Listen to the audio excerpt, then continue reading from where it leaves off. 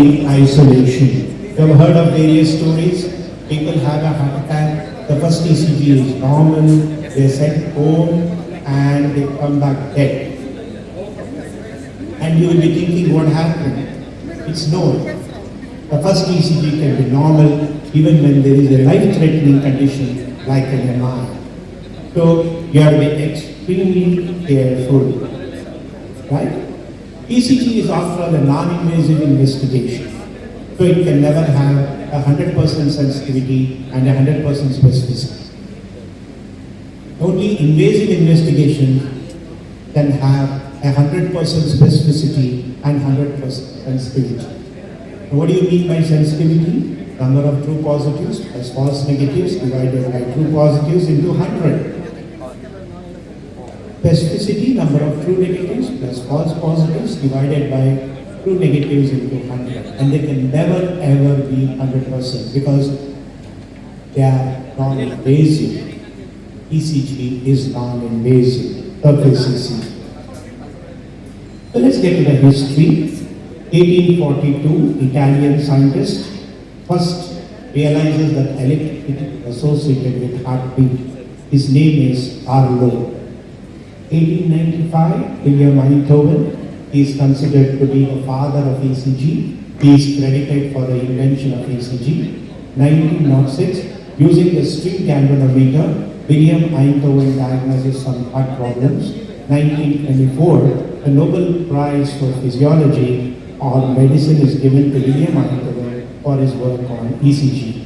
So this is Einthoven, and he is considered to be the father of ECG. And this was how the ECG machine was looking. Now just concentrate on this figure.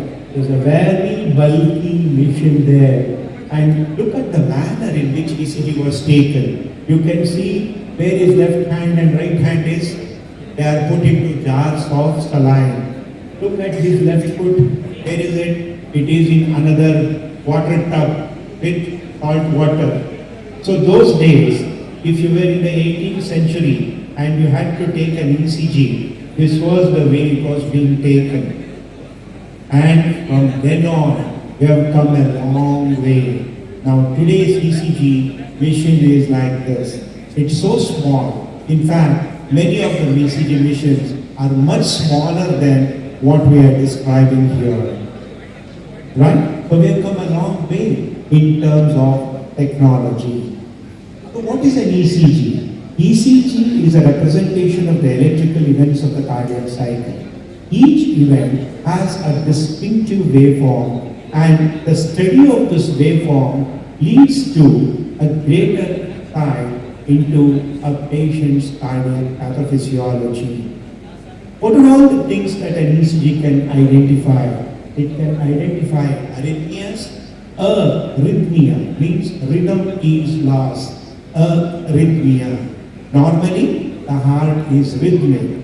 So when it loses its rhythm, it becomes myocardial ischemia and infarction.